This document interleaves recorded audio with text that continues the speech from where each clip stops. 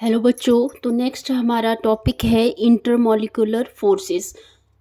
ठीक है, intermolecular forces कहाँ कहाँ पे होती है।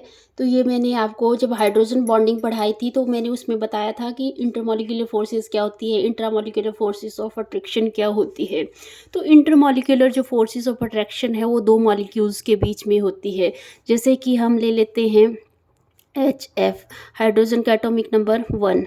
ठीक है, वैलेंस शेल में इलेक्ट्रॉन 1 और फ्लोरीन का एटॉमिक नंबर 9 और आउटरमोस्ट शेल में इलेक्ट्रॉन 7। तो ऐसे ये क्या कर लेंगे, शेयर कर लेंगे और ये फ्लोरीन अपना ऑक्टेट कंप्लीट करेगा और ये हाइड्रोजन यहाँ से शेयर करेगा और अपना ऑक्टेट कंप्लीट कर लेगा।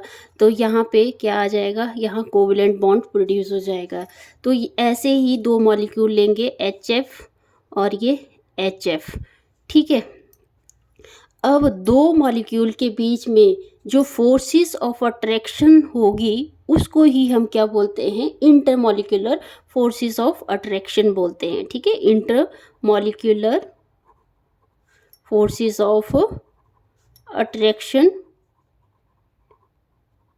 कहते हैं इसको। ठीक है, और ये जो इंटरमॉलिक्यूलर फोर्सेस ऑफ अट्रैक्शन है ये रिस्पॉन्सिबल होता है किसी भी सब्सटेंस का स्ट्रक्चर क्या है, ठीक है, उसका फीचर क्या है, उसकी फिजिकल प्रॉपर्टी में जैसे कि आपने लोअर क्लासेस में पढ़ा है उसका मेल्टिंग पॉइंट, बॉइलिंग पॉइंट, उसका कलर क्या है। तो इसके लिए रिस्पॉन्सिबल होता है इंटरमॉलिक्यूलर फोर्सेस ऑफ अट्रैक्शन। और दूसरा मैंने बताया था आपको इंट्रामॉलिक्यूलर फोर्सेस के बारे में। ठीक है, इंट्रा मॉलिक्यूलर फोर्सेस के बारे में, फोर्स ऑफ अट्रैक्शन के बारे में भी बताया था। ठीक है, इंट्रामॉलिक्यूलर फोर्सेस में क्या है, मतलब एक ही मॉलिक्यूल है और उसके बीच में ही क्या हो रही है, फोर्सेस ऑफ अट्रैक्शन हो रही है, उसको बोलते हैं हम इंट्रामॉलिक्यूलर फोर्सेस। जैसे कि ये बेंजीन रिंग है। ठीक है, ये क्या है, बेंजीन रिंग है और एग्जाम्पल आ जाएगा इसका ऑर्थो नाइट्रोफिनोल। Ortho nitrophenol.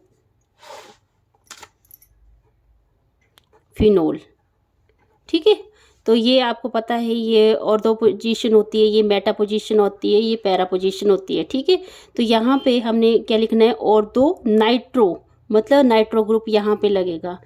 ठीक है, नाइट्रो, ये लग गया नाइट्रो ग्रुप और फिनोल, नाइट्रोफिनोल यहाँ पे OH। ठीक है, तो यहाँ पे इंटरमॉलिक्यूलर फोर्सेस ऑफ अट्रैक्शन किसके बीच में लगेगी, यहाँ पे, यहाँ ये वाली फोर्सेस को हम क्या बोलेंगे, इंट्रामॉलिक्यूलर फोर्सेस ऑफ अट्रैक्शन। और ये जो इंट्रामॉलिक्यूलर फोर्सेस ऑफ अट्रैक्शन है ये किसके लिए रिस्पॉन्सिबल होती है, केमिकल प्रॉपर्टी, कि सब्सटेंस की क्या केमिकल प्रॉपर्टी है। ठीक है, तो मेनली हम इस चैप्टर में क्या पढ़ेंगे, इंटरमॉलिक्यूलर फोर्सेस ऑफ अट्रैक्शन के बारे में पढ़ेंगे। तो first intermolecular forces of attraction है हमारी dipole dipole interaction. Dipole dipole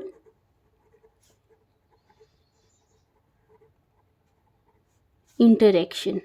ठीक है, डाइपोल डाइपोल डाइपोल से ही पता लग रहा है जिसमें दो पोल बन रहे हैं। डाइपोल मतलब जिसमें दो पोल बन रहे हैं। जैसे हम एग्जांपल लेते हैं HCl का। ठीक है, HCl और ये HCl, तो ये एक डाइपोल ये हो गया, एक डाइपोल ये हो गया। ठीक है, तो हमें पता है क्लोरीन क्या होता है, मोस्ट इलेक्ट्रोनेगेटिव एटम है, मतलब अपनी तरफ इलेक्ट्रॉन को क्या करेगा, अट्रैक्ट करेगा। इसकी वजह से यहाँ पे स्लाइटली नेगेटिव चार्ज आ जाता है और यहाँ पे स्लाइटली पॉजिटिव चार्ज आता है हाइड्रोजन में। ठीक है, और वैसे ही यहाँ पे स्लाइटली पॉजिटिव चार्ज आ जाएगा और यहाँ पे स्लाइटली नेगेटिव चार्ज आ जाएगा। तो डाइपोल डाइपोल इंटरेक्शन कहाँ पे होगी, यहाँ पे दो पोलर जो मॉलिक्यूल हैं, मतलब एक पोलर मॉलिक्यूल ये है, एक पोलर मॉलिक्यूल ये है, इनके बीच में जो फोर्सेस ऑफ अट्रैक्शन होगी उसको ही हम क्या बोलेंगे, डाइपोल डाइपोल इंटरेक्शन बोलेंगे। डाइपोल डाइपोल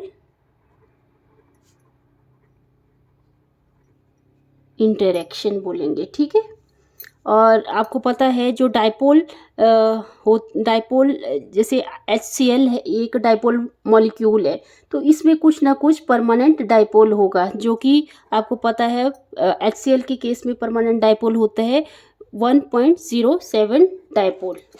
ठीक है, 1.07 डाइपोल। और अगर मैं इसको, जैसे मैंने ये ऐसे बता दिया, अगर मैं ऐसे बताऊं हाइड्रोजन का जो हाइड्रोजन एटम है उसका शेप ऐसे बनाएं, क्योंकि ये छोटा सा होता है। और क्लोरीन का केस देखें तो क्लोरीन में आयंस, एनाइन, ये केटाइन का साइज छोटा होता है और एनाइन का साइज बड़ा होता है। ठीक है, तो एनाइन क्या करता है, अपनी तरफ अट्रैक्ट करता है इलेक्ट्रॉन को, और ये स्लाइटली नेगेटिव चार्ज हो जाता है, ये स्लाइटली पॉजिटिव चार्ज हो जाता है। तो इस तरह से ये क्या कर जाता है, ओवरलैप कर जाते हैं एक दूसरे के ऊपर, और ऐसे मॉलिक्यूल बन जाता है HCl का। ये यहाँ पे ये स्लाइटली पॉजिटिव आ जाएगा और यहाँ पे बिल्कुल इस पे स्लाइटली नेगेटिव। ठीक है, तो आई होप आपको ये वीडियो समझ आया होगा, डाइपोल डाइपोल इंटरेक्शन क्या होती है। अगर समझ आया तो प्लीज़ वीडियो को लाइक करें, शेयर करें, सब्सक्राइब करें चैनल को। Thank you.